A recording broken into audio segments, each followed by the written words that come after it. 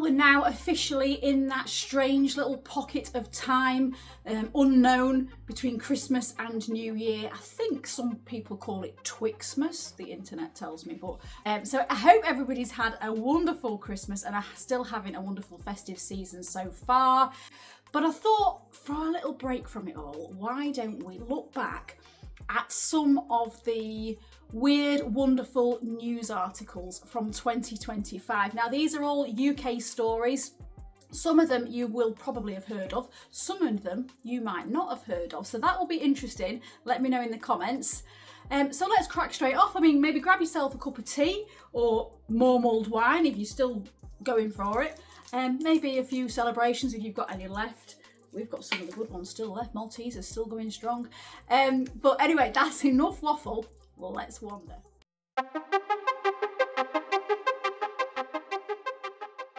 Story number one takes us to Birmingham. And you know, sometimes when you listen to a tale and you think that is absolute bull. Well, in this case, it actually was. Back in June, commuters in Birmingham had their morning interrupted by an actual bull trotting through the streets of Digbeth. The young animal had escaped from a local abattoir and made a surprisingly calm dash through the city centre, weaving past traffic and understandably baffled pedestrians. He led a bit of a chase too, not exactly a stampede, but enough of a stir that Birmingham City Council's street cleaning team got involved and managed to help corral him to safety. Hooray! A local councillor said this magnificent animal seemed to be enjoying an unexpected city break, but our amazing street cleansing staff weren't fazed at all, helping move it into a safe place. And of course, Facebook comments did not disappoint, and my favourite theory was that he was heading for the Bull Ring. If you don't know, that's Birmingham's main shopping centre. Honestly, I do love a good Facebook comment section. But the best part of all this is that the story went viral, and instead of him heading back to the abattoir, the bull was released and rescued by the Hillside Animal Sanctuary in Norfolk. He now lives there under the name Liam. So from a slaughterhouse escapee to a social media hero with his own sanctuary plot, there's a plot twist I think we can all get behind.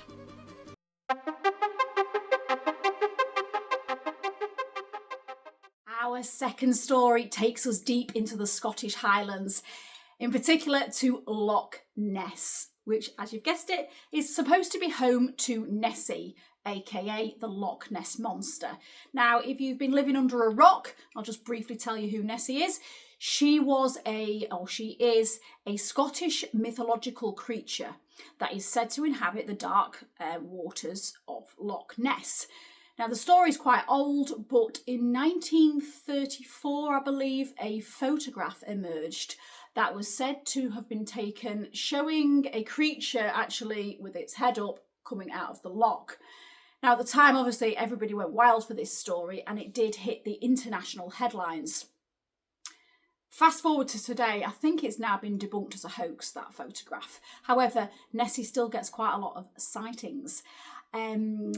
A YouGov survey, I think it was taken back in 2019, they surveyed people to find out who still believed in the Loch Ness Monster. Now, interestingly, 15% of British adults still believe, and it rises to 27% if you just take Scotland. So 27% of adults in Scotland still believe in the Loch Ness Monster. Now, it's a story that's always fascinated me. And I remember back in the late 90s, they did a live web stream cam over Loch Ness. And I remember the first day it was released and I jumped on the computer and I thought, I am going to sit here all night if it takes it to catch a glimpse of Nessie.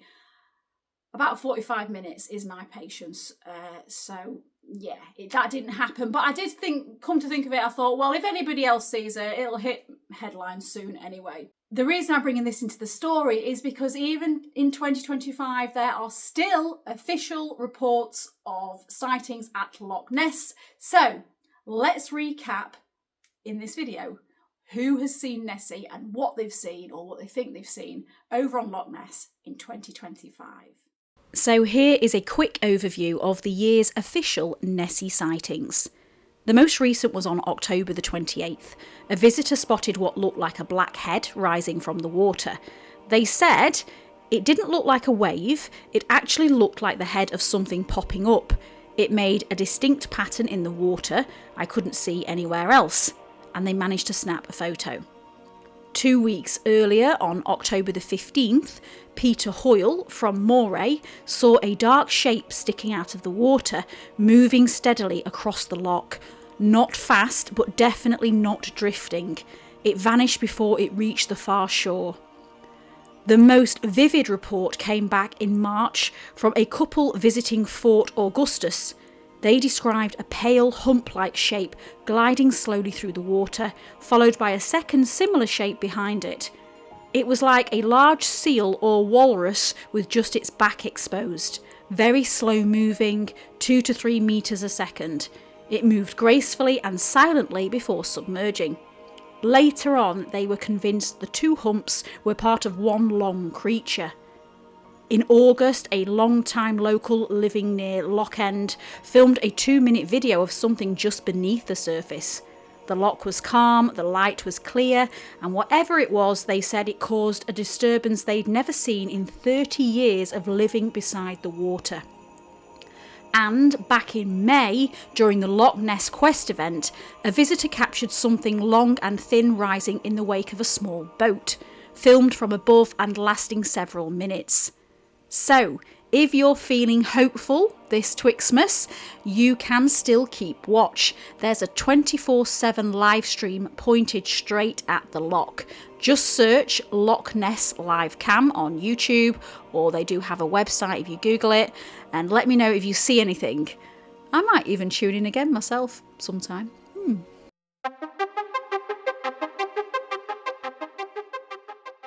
Seeing as we are technically still bordering on the festive season, a lot of you will probably still have your Christmas decorations up, your tree maybe.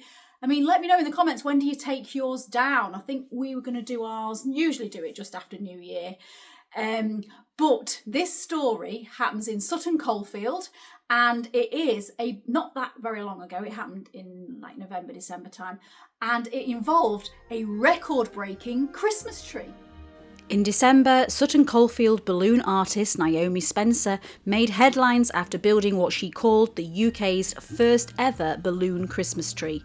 Standing at 25 feet tall, that's about 7.6 metres, the tree was constructed using 100,000 biodegradable balloons and placed inside a giant inflatable snow globe outside the Moore Hall Hotel and Spa.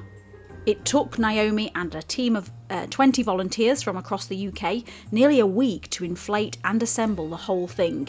She described the build as presenting huge technical challenges, and when you look at the sheer scale of it, you can see why.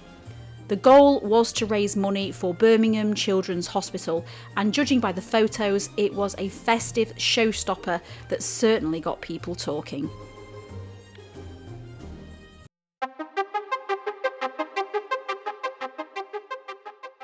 Our next story number 4, it's one of those sort of strange but true situations. Now, I've heard of things like this happening all over the world for many, many years. It's called foreign accent syndrome. Now, if you haven't heard of this before, buckle up, because it is one of the weirdest, most baffling things that can happen to a person after a brain injury. And in 2025, it hit the headlines again. Cathy Warren from Basingstoke in Hampshire was celebrating her 28th birthday on a girls' holiday in Turkey when everything changed. She'd spent the day sunbathing and felt a bit off, dizzy, pounding headache, but put it down to heat stroke. Later, as they were walking to dinner, her legs just stopped working and she collapsed in the street. At first, the hotel staff assumed that she was drunk, but a doctor eventually rushed her to hospital and scans revealed that she'd had a stroke. When she woke up, the entire left side of her body was paralysed, but there was something else. Cathy's voice had changed. Her familiar Hampshire accent was gone, and she was replaced with what sounded like a Thai accent. Now, in March 2025, Kathy was officially diagnosed with foreign accent syndrome, an incredibly rare speech disorder usually triggered by a stroke or brain tumour. She believes the new voice resembles her mum's, who is originally from Thailand, and doctors think that could be part of the reason. And while it might sound quirky on the surface, people who experience this say it can be deeply unsettling. Many describe it as a loss of identity, another layer of isolation on top of an already traumatic experience. And Kathy isn't alone. Other rare cases have been reported. There was a woman from Newcastle who suddenly began speaking with a Jamaican accent, and another lady from Devon who gained global attention in 2009 when her voice shifted to what sounded like a Chinese accent after several severe migraines. So it's rare, but it's real, and it's one of those glitches that science is still trying to fully understand.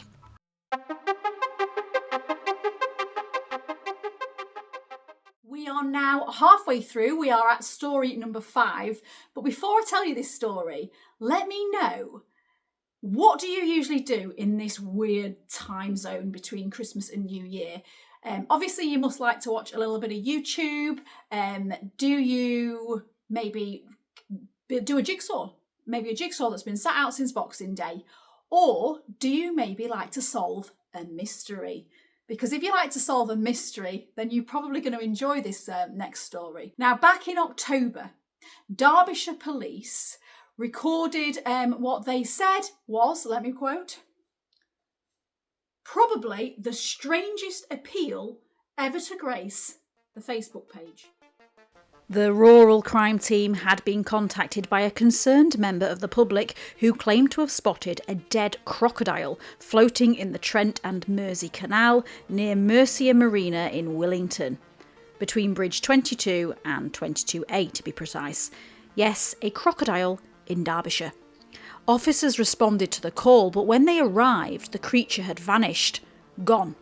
And so they did what any modern police force would do. They put the appeal out on Facebook.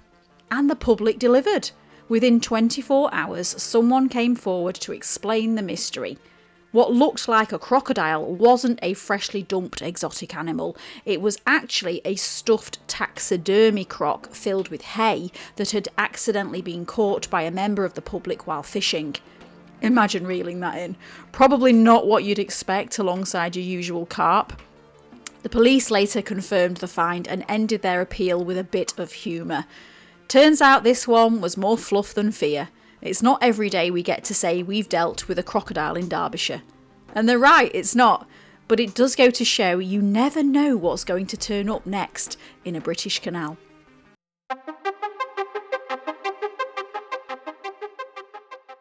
Story number 6 takes us to the beautiful Kent coastline.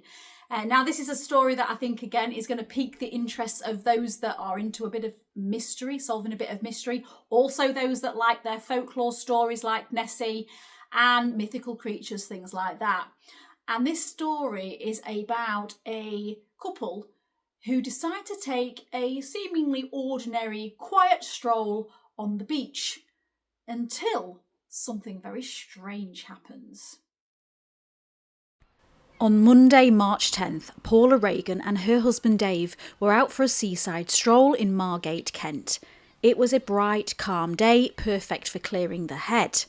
But their peaceful walk took a turn when they spotted something washed up in the sand. At first, Paula thought it might be a bit of driftwood or maybe even a dead seal, but as they got closer, they realised this thing had a shape. It had a skeletal-looking head, a tail fin, and a soft squidgy back. She described it as the weirdest thing she had ever seen. For the life of me, she said, I can't tell you what it was. A small crowd started gathering, dog walkers, locals, even a man setting up the beach huts, and everyone had a theory. Was it a ship's figurehead, some strange flotsam, a decayed toy, an art installation that had come loose? But no one could agree and no one wanted to touch it. Thanet District Council were made aware of the object but declined to comment. Even online, the theories took off, one person joking that Margate had become the UK's Area 51. Now, to be clear, No one has confirmed what the object actually was. No experts have come forward to identify it. So the mystery of the Margate mermaid remains unsolved. But at the very least, Paula did get a photo. And as she put it, I just knew no one would believe us if we didn't take a picture.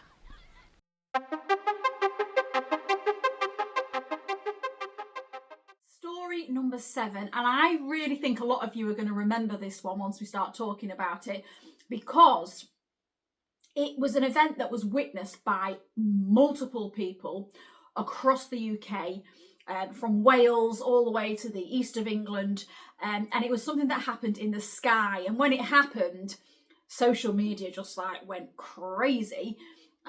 People were sharing videos, photographs, all that sort of stuff. So I'll just gently recap the story and let me know whether you remember it, whether you saw it. Some called it a portal, others wondered if it was a sign of extraterrestrial contact. One enthusiast, Damien Peach, even shared a photo on Facebook writing, "While imagining Jupiter and Mars tonight, I completely by chance happened to notice a huge ghostly swirl slowly drifting across the northern sky. I did wonder if it was an alien species attempting to open a portal into our dimension, but it was in fact a SpaceX rocket fuel dump." Because yes, it wasn't aliens, or at least not this time. The spiral was most likely caused by leftover rocket fuel from a SpaceX Falcon 9 launch that had taken off from Florida just a couple of hours earlier. The rocket had completed a secret government mission from the National Reconnaissance office, and during its return it vented fuel at high altitude. At those heights, the fuel instantly freezes, and because of the rocket's spin, it forms a spiral pattern. When the sun hits that frozen vapour just right, it reflects light, creates a glowing orb that's visible from Earth. It's not the first time it's happened either. A similar sighting made headlines over in the US in 2023.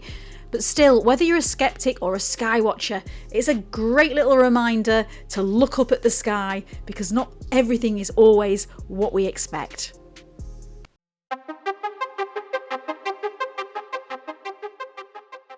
Next one, story number 8. I'll give you a little bit of a clue first. Catman. Yeah, I don't know if any of you remember this story. It's a really weird and wonderful, bizarre one. Cast your minds back to the summer of July, where some residents in Wirral spotted some very, very strange sightings. In the summer of 2025, beachgoers around Wirral were left baffled by sightings of a mysterious figure, dressed head to toe as a giant black cat. We're not talking animal onesie vibes. This was a full panther costume, complete with someone crawling on all fours, growling and waving their arms in the darkness. The first reports started appearing in Facebook groups from locals living near the beach. People described hearing eerie feline growling near the dunes, and then spotting the silhouette of something or someone moving in the shadows. One woman told the BBC, "I was walking my dog and heard a man making cat noises. I shone my torch and he was waving his arms at me before crawling up the hill. Never been so scared." Another local who took her terrier Mac for a stroll near the Harvester pub said she heard growling from the bushes. She turned on her phone's flashlight, and what she saw was a man in a panther costume crawling towards her on all fours. "He was just waving his arms and making panther noises. I felt more confused than scared," she said. Naturally, it didn't take long before a video emerged, and showing the figure approaching a car as passengers screamed in disbelief. So who is he? Well, one local dog walker claims to know. He told the BBC he thinks it's just a prank, nothing sinister. "He just likes being a giant cat, and he doesn't frighten our dog," he said. So even Merseyside Police and Crime Commissioner weighed in, saying she hoped anyone concerned would report it properly. But the question remains, who is the Wirral Catman? And maybe more importantly, what would you do if a 6-foot panther started crawling towards you out of the sand dunes at dusk? Let me know in the comments. And if you are watching near the beach in Wirral, maybe keep a torch handy.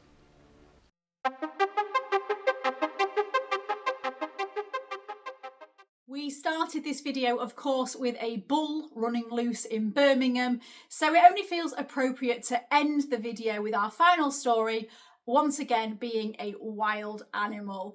Except for this one, he's not breaking fences, he's breaking boundaries, mostly decency. So here we go, final story, story number 9.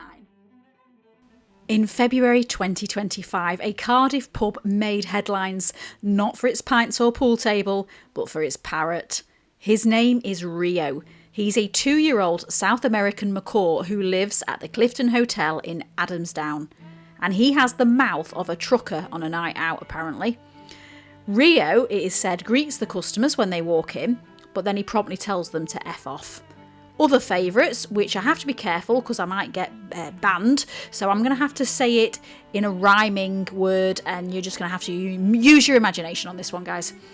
So his favourites include "You're a banker," "You bard," and even "You hat." All delivered in a crispy, confident squawk. According to landlady Kerry Chapman, who's raised him since he was 6 weeks old, he was shy then, but now he's got a foul mouth. And Rio also enjoys removing the bobbles off people's hats, not just plucking them, but shredding them with his beak. But the locals, of course, they absolutely love him. One regular, Joe, says that Rio gets jealous when he talks to other drinkers. He sometimes says, "What's up?" to me, and then he tells me to F off. Another punter, Larry Green, he says his bulldog Chaos used to stare at Rio, not knowing what to make of him, but eventually they struck an uneasy truce. And then there's Tony, who comes in just to sit in his usual corner and laugh. And Rio, of course, mimics the laugh. Tony tells him to shut up, and Rio fires back with, "Yep, F off." So now Kerry's considering moving pubs, but she's worried a new crowd might not be ready for Rio's personality. Still, as she puts it, he's a stunning, amazing a-hole. And really, what better way to round off this list of the UK's weirdest 2025 stories than with a $4,000 parrot that tells you where to go before you've even ordered a pint? So that is it. 9 of some of the weird, wonderful stories that have come out of the UK in 2025. If you can think of a story that I should have put in this list that I've just completely missed out, feel free to drop it in the comments so we can all have a little read. I hope you all have an amazing new year. I hope your 2026 is also filled with lots of weird and wonderful and hopefully positive stories. I've been Claire. This has been the Wanderlust Way. Feel free to subscribe if you want to come along on some of the adventures that we're going to be doing in 2026. There's lots of exciting things planned.